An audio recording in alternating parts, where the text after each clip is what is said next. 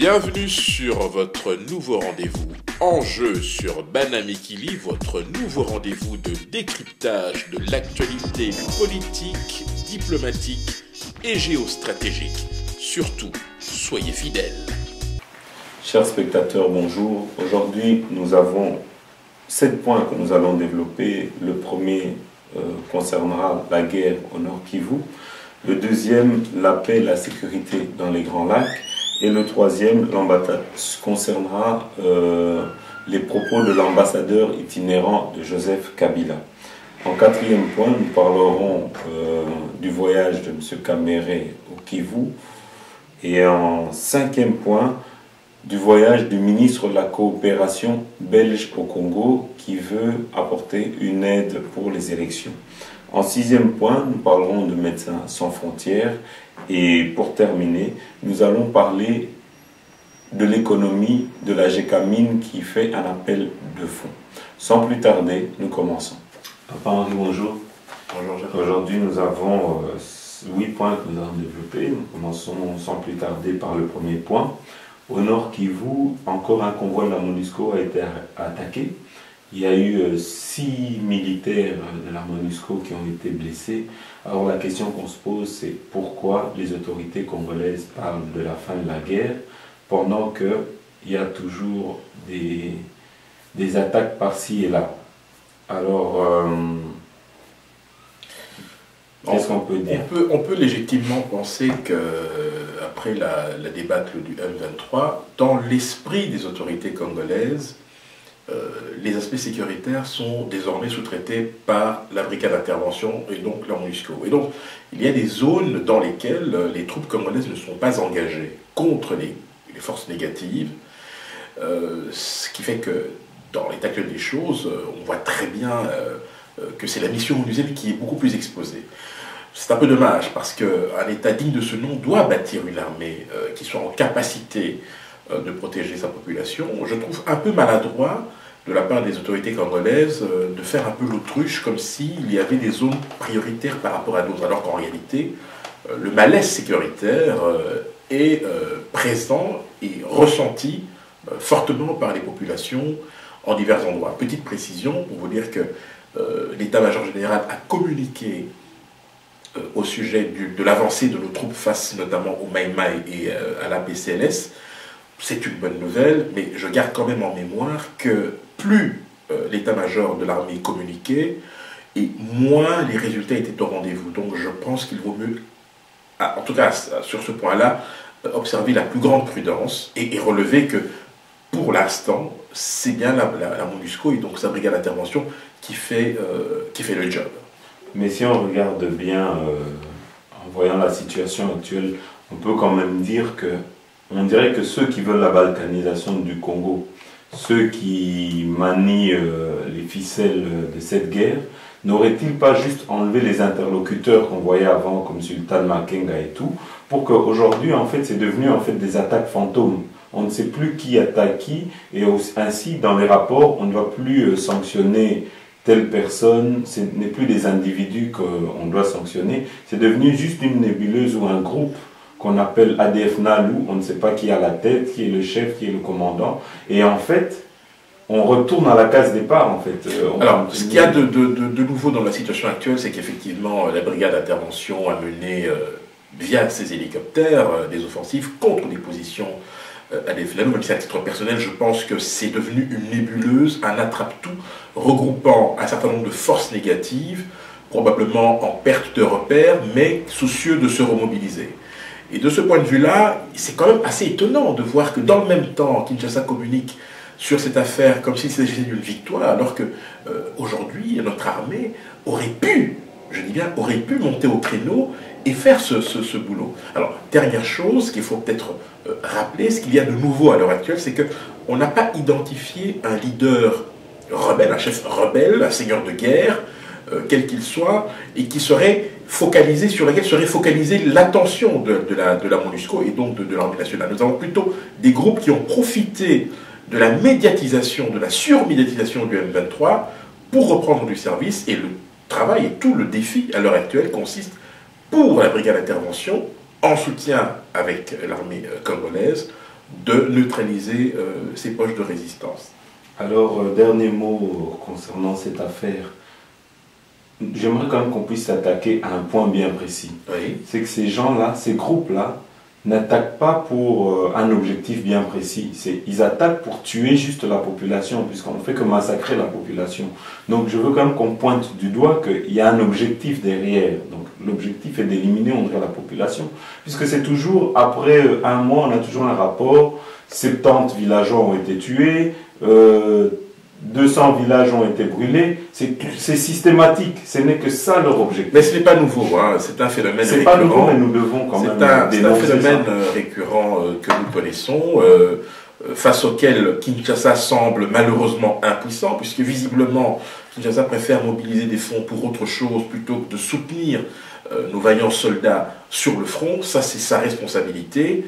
Mais c'est effectivement, nous sommes dans une sorte de dérive extrêmement sanglante où des fils, des frères, des sœurs, des pères, des mères payent le plus lourd tribut à cause justement de l'incompétence des autorités de l'État qui laissent comme ça des zones de non-droit occupées par des hordes barbares qui, heureusement pour elles, devrais-je dire, pour les populations, peuvent bénéficier d'un appui de la force onusienne. Mais nous devons prendre nos responsabilités en la matière.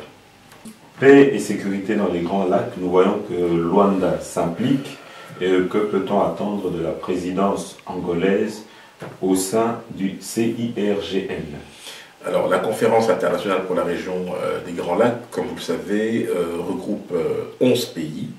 Jusqu'à la signature des déclarations de Nairobi, c'est l'Ougandais qui en assumait la présidence. Il faut dire que la présidence ougandaise est étalée sur 2 ans, ce qui est exceptionnel, puisque début... Quel est l'objectif de cette... Alors, je vous explique. En 2013, au mois de janvier, c'est le Congo-Brazzaville qui devait assumer la présidence. Mais comme on avait commencé les négociations de Kampala, des voix se sont élevées pour laisser à la médiation ougandaise mener les choses jusqu'à leur terme.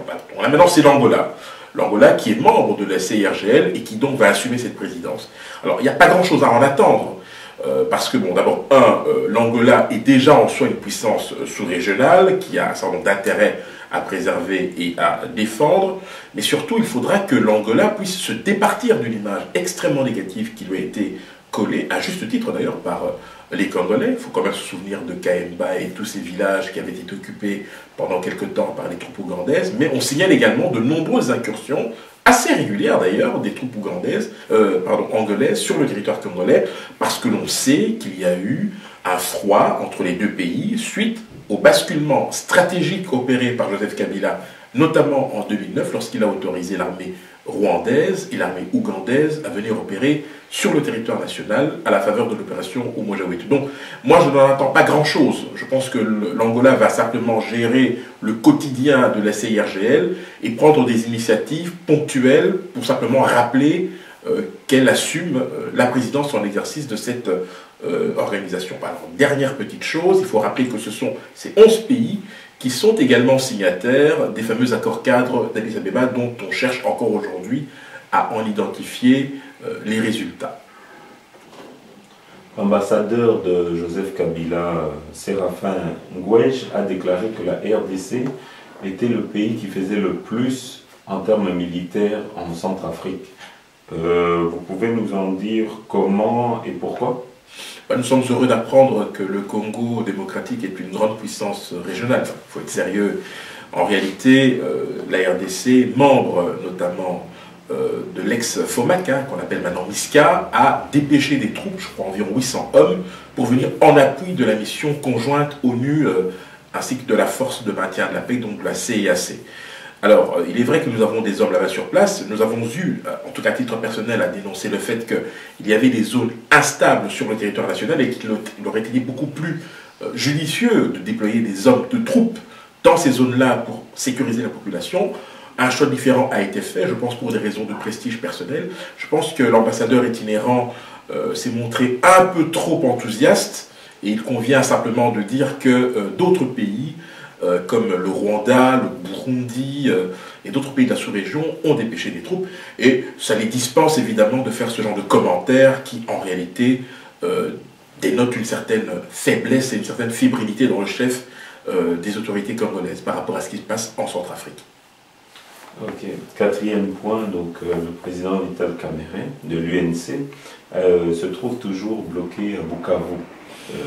Son avion a été immobilisé et la compagnie qu'il devait prendre donc, ne peut pas décoller. Au même moment à Kinshasa, plusieurs dizaines de militants de l'UNC ont été arrêtés par le général Kanyama pour éviter un accueil triomphal de Vital Kamerhe.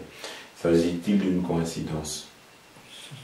Écoutez, moi je note simplement que tous ces événements se déroulent au moment où se trouve en RDC une délégation conjointe Union européenne-Belgique, ce qui montre bien que le pouvoir à l'heure actuelle n'est pas du tout intimidé, ni en tout cas n'a la volonté de se laisser dicter quelque conduite que ce soit.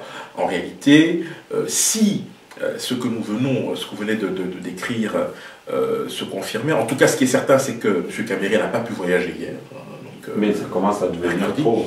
Le scénario devient mais écoutez, l'Union européenne a pondu un communiqué il y a de cela 3 semaines, demandant quand même le respect des droits de l'opposition, notamment la liberté de circulation. Bon, visiblement, ce message n'a pas été entendu. Pire encore, les autorités européennes semblent se laisser aller dans une fuite en avant par rapport à ce genre d'événement. Maintenant que les partisans aient été arrêtés, rien de très étonnant, dès lors qu'un accueil est prévu et que cet accueil, de leur point de vue, est de nature à troubler l'ordre public, je rassure simplement ceux qui nous écoutent en disant qu'aux dernières nouvelles, les personnes qui avaient été interpellées ont été relâchées. Et donc, si tout se passe bien, M. Kamerhe et sa délégation devraient rentrer à Kinshasa aujourd'hui ou demain. On verra. Mais il va falloir être très très prudent et très attentif pour la suite des événements, car je vous rappelle quand même que le cycle électoral va débuter en principe cette année, sous réserve de financement extérieur, et qu'il serait, à mon avis, malaisé pour la communauté internationale de s'engager dans un tel financement tant qu'elle n'aura pas obtenu de garantie quant au respect des droits de l'opposition. Je crois que nous en sommes là pour l'instant. Est-ce que ça ne serait pas le but du gouvernement de M. Kabila? Ça veut dire faire régner la tension pour montrer que le pays n'est pas stable pour aller vers des élections. Est-ce que ça ne serait pas le jeu qu'est en train de jouer? Ce jeu aurait du sens si nous avions, et c'est peut-être ce qui est en train de se passer, la multiplication de foyers de tension, mais s'attaquer à l'opposition, je ne vois pas quel bénéfice politique Joseph Kabila pourrait en tirer. Dès lors que la Constitution lui interdit un 3e mandat, il faut qu'on dise aujourd'hui si à cause de ça il n'y aura pas d'élection. Une chose est de dire qu'il ne peut pas se représenter, une autre est d'empêcher aux autres de se présenter ou de faire campagne.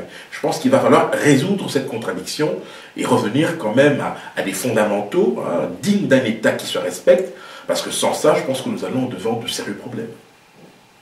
Ce qui veut dire que les troubles vont continuer et des nouvelles zones de tension vont naître, je pense. Bien sûr, puisque vous allez donner un prétexte au pouvoir pour retarder les échéances. Je vous rappelle que le président en fonction le reste jusqu'à la désignation de son successeur. Et comme aucune date fixe n'a été proposée, ou en tout cas définie, ça peut durer encore longtemps. Et donc il va falloir être très, très prudent et attentif à ce sujet.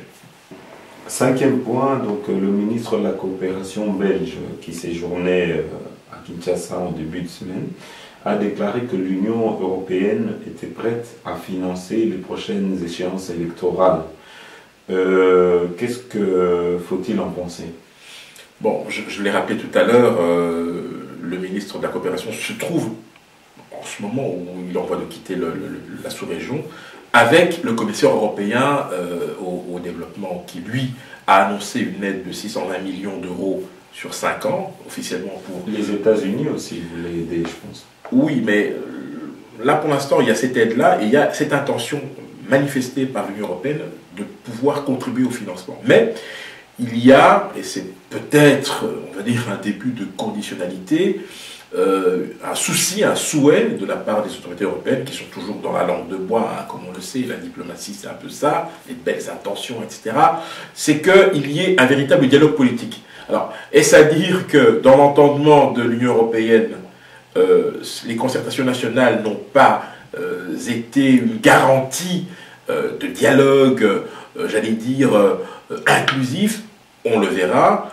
Mais somme toute, il faut rappeler qu'en dépit de ce qui se passe au pays, visiblement, la donne des libertés fondamentales, pour le moment, n'est pas prioritaire aux yeux de l'Union européenne, puisque la stratégie de Bruxelles, Belgique et Bruxelles-Union européenne, c'est de venir en appui à la RDC, malgré la situation qui s'y déroule, au risque évidemment de légitimer un pouvoir qui se veut de plus en plus répressif et de plonger évidemment les Congolais dans la plus grande perplexité. Certains appelleront ça de la réelle politique, d'autres appelleront ça de l'entêtement suicidaire ou une fuite en avant, mais j'aurais quand même attiré l'attention sur l'Union européenne que ce n'est pas la première fois qu'elle promet autant d'argent. En 2006 et en 2011, c'était le cas, et ça n'a pas empêché que les scrutins se déroulent en véritable foire électorale où la fraude a malheureusement eu droit de cité. Nous parlons souvent de fraude, mais nous oublions de dire qu'il y a eu aussi des morts.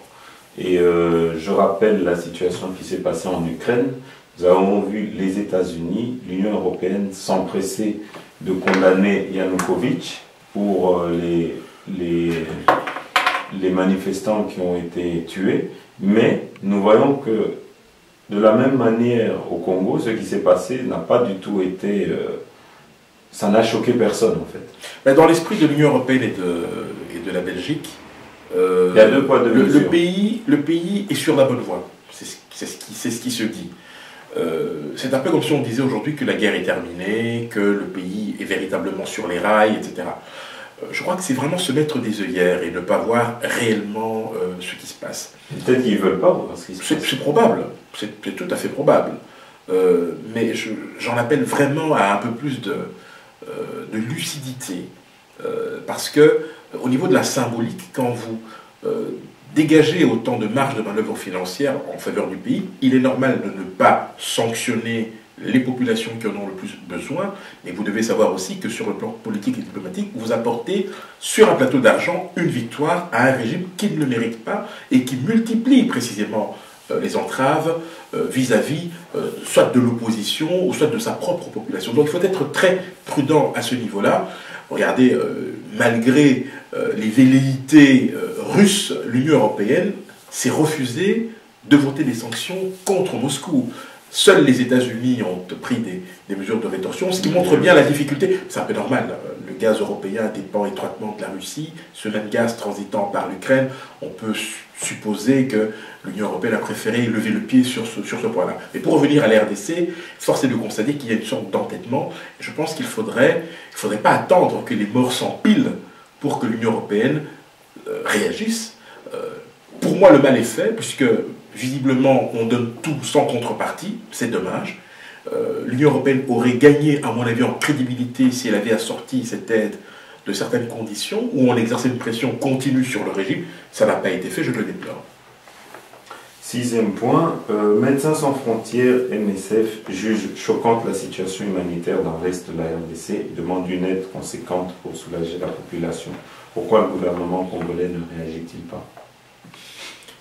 Parce que depuis que les agences humanitaires opèrent en RDC, le gouvernement congolais pense être dispensé de pouvoir dégager des sommes pour venir en aide à ses propres concitoyens.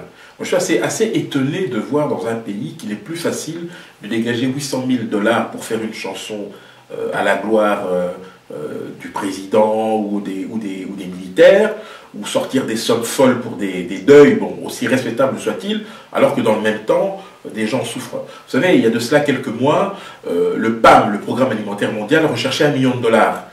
Ils se sont adressés au gouvernement congolais qui n'a pas été en mesure de dégager ces fonds-là. Finalement, c'est un milliardaire américain, un philanthrope, qui a donné cet argent-là. C'était au même moment où on a appris que 800 000 $ avaient été donnés à des musiciens. Il faut être sérieux. Je crois qu'à un moment donné, il faut savoir cibler et hiérarchiser ses priorités. Vous avez des gens qui travaillent seuls, sans l'aide de l'État, comme le docteur Mukwege avec son hôpital Panzi, sans subvention de l'État congolais. L'essentiel des fonds viennent de l'extérieur. Ce n'est pas normal. Comment voulez-vous, dans ces conditions, donner aux Congolais un sentiment de fierté? Même les plaies qui doivent être pensées de nos frères et sœurs sont faites par des agences humanitaires extérieures, alors que nous avons un État qui peut dégager des moyens pour pouvoir s'occuper de ses propres ressortissants, de ses propres concitoyens, dont je rappelle qu'ils sont réfugiés dans leur propre pays. Je crois que là, il faut avoir un peu le sens de la mesure et simplement espérer, c'est un vœu pieux, je le concède volontiers, que l'autorité se réveillera pour prendre enfin ses responsabilités. Encore faudrait-il avoir l'amour de ce peuple qu'on gouverne. Ça, c'est un autre problème. Voilà. Donc, septième point, économie, la GECAMINE peine à réunir les 2,5 milliards de dollars nécessaires à sa relance. Où passe l'argent de cette société et que fait l'État actionnaire? Alors, ça, c'est vraiment incompréhensible. La GECAMINE a produit en 2013 900 000 tonnes de cuivre. Dans le même temps, le gouvernement, par la voix de son Premier ministre, M. Matata, se targue d'avoir pu accumuler plus d'1,7 milliard de dollars de réserves en devises. Dans le même temps, 3 milliards de dollars s'évaporent dans la nature pendant 5 ans. 98% de l'or exporté congolais n'est pas déclaré. Alors, je veux dire, la GECAMINE cherche 2,5 milliards, la belle affaire. La belle affaire. Qui en est l'actionnaire principal? L'État congolais. Et donc, je suis sensible à l'appel de la GECAMINE, mais très franchement, pour qui prend-on les Congolais? Je veux dire, il faut être sérieux. Il faut être sérieux. C'est devenu une caisse privée, hein. Ce n'est plus... on met État, on parle d'État, mais il n'y a rien d'État dans ce qui se gère au Congo. C'est des gens, c'est des individus privés qui gèrent pour leurs besoins personnels, je crois, les caisses de l'État. Ah non, mais je crois qu'il y a effectivement à ce niveau-là une confusion qui est entretenue de manière tout à fait consciente entre les intérêts publics et privés. Il est clair que nous sommes face à un vrai problème. Alors je veux bien qu'on nous dise scandale géologique, mais franchement... À qui profite ce scandale géologique? Voilà, donc... si ce n'est qu'à quelques tacites. De toute façon, bon, vous savez, aujourd'hui, les mines congolaises...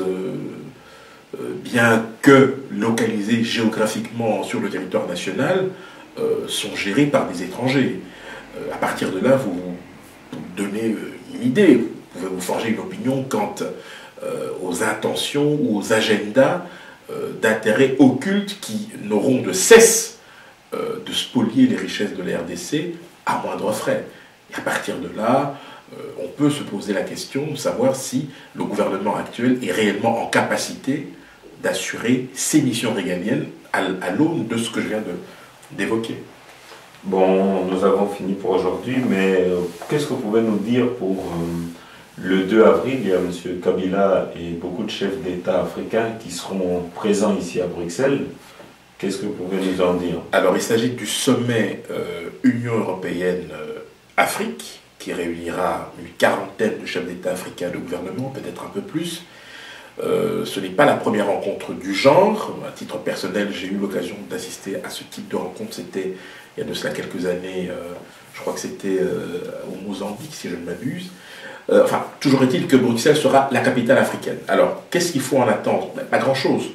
La seule chose, à mon avis, qui focalisera l'attention, c'est probablement les situations de crise qui prévalent en Afrique, en sachant par ailleurs qu'au sein de l'Union européenne, vous n'avez que 2 ou 3 pays qui sont à la manœuvre. La France, bien évidemment, le Royaume-Uni en qualité de bailleur de fonds très important, et puis vous avez certains pays scandinaves qui interviennent régulièrement en matière de coopération. Maintenant, c'est une occasion effectivement pour la diaspora, qu'elle soit congolaise, burundaise, ougandaise, rwandaise ou autre, d'exprimer son sentiment face à la présence de certains de ces chefs d'État qui seront présents ici. Je crois savoir que certaines diasporas, certains mouvements s'organisent à cet effet. La liberté de manifester est reconnue ici en Europe, donc il faudra que les chefs d'État africains prennent sur eux de ne pas être accueillis en héros par certains de leurs ressortissants. Mais il s'agit aussi, puisque Joseph Kabila effectue son premier voyage... Nous connaissons de toute façon comment M. Kabila opère, donc je crois que l'ambassade est déjà en train de s'atteler à donner de l'argent à quelques ressortissants pour l'accueillir. C'est possible, mais bon, ça de toute façon...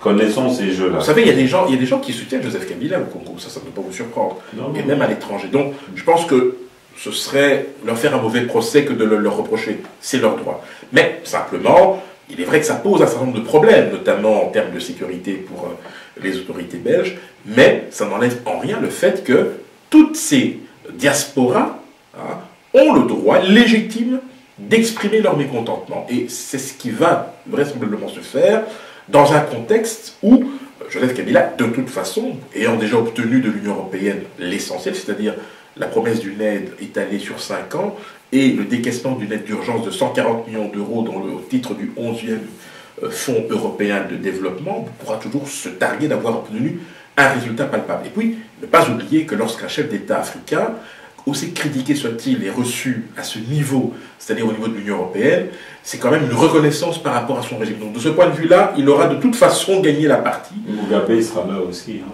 Je ne sais pas si c'est vraiment une reconnaissance. Je n'ai pas de précision par rapport à Mugabe, mais vous savez que l'Union européenne a décidé de lever les sanctions contre le Zimbabwe, puisque l'Union européenne s'est rendue compte que ces sanctions faisaient plus de dégâts à la population zimbabwéenne qu'à Mugabe, ce qui pose réellement la question de l'efficacité de ces sanctions-là, puisque en réalité, on voit très bien que, en fin de compte, ce sont toujours ces mêmes chefs d'État qui finissent par avoir un peu d'oxygène. Disons les choses très, très simplement. Voilà. Aujourd'hui, je vous remercie. Merci. Donc, tu vois, Makamba Congo, mais Tobo Sanate Bamboko Tozo Fanda, to monike Bamboka ne zo s'impliquer mingi na kati ya Makamba Bamboka na biso. To monaki Belgique awa tango ba ibaki ba élection, to monaki gouvernement belge comment s'impliquer ki makasi po a étouffer ba voix na biso. To monaki même congolais mon côté ba élite congolais o bazana na kati ya parlement, mon côté après même kolobate. Bandi na biso. Yango to lobi cette fois-ci pour la que nouvelle génération ya ba combattants ya ba congolais zoya que au congolais aux après à koloba non azak prêt à koloba ba idée na ye. Donc ce que boy ba idée na ye a longwe na parti na bino. Donc à partir de là tous ont confirmé boye ngana wa ya tous ont confirmé tant que ba combattant pour to pesa bino confiance bino pesa biso confiance que à partir de là tous na candidat na biso moko de celle qui combattait za Jano Kabuya à côté na SPA. SPA boye bi que SPA aza biloko minga sala kapete ba combattant boye bakate to mona ka ba CDH mino kwa pampamba basala le côté na pesa bino exemple muke boye bike kumba oyo biso to enomela na bino to liaka eza SPA sala pona biso ba combattant et mo to ba congolais kwa to kutana kawana mais soko tali CDH PS eloko nini oyo basala pona ba congolais eloko te soko tali bandeko na biso oyo batia bazaki ba échevin ba soki ba député soko tuneke eloko ni bosala pona peuple congolais eloko te mais soko tali na SPA okomona ke candidat moko congolais za kuna na katité mais tala quand même batia eloko moko wana ke congolais soko za besoin ya kota internet ake wana ba réunion to kota kawana soko liza besoin ya komela to kende wana donc tozo senga pa na bino to sala élection oyo ya conscient toza conscient na makambo tozo sala to ko pona isu ya buzoba te pona mulangi ya masanga te pona t-shirt te pona ba matanga te cette fois-ci to ko pona avec intelligence il faut choisir mutu oyo ya kokende ko défendre biso soki to ebisi ke lobela biso boya ke ko loba donc toza candidat moko za Jano Kabuya toza besoin de nouvelle génération oyo ko défendre le peuple congolais ko zaka wa te même na Congo toza besoin de nouvelle génération oyo ko défendre le peuple congolais ingeta Jano Kabuya candidat la biso moko ba congolais osambwa banga na poto pokoka boka oyo ezali testament ya papa Alain Moloto atikeli peuple congolais eza tango ya kolela lisusu te ekomi tango ya kopapa ebe kopapa kobenga na binemi oyo batelemi na tete ya mboka na biso kopapa bakende Jano Kabuya to papa ae Alain Moloto kolo adoration Alain Moloto papa Moloto hein ae Alain Moloto ozala kebe yo moko Alain Moloto lelo papa Moloto akufeli nini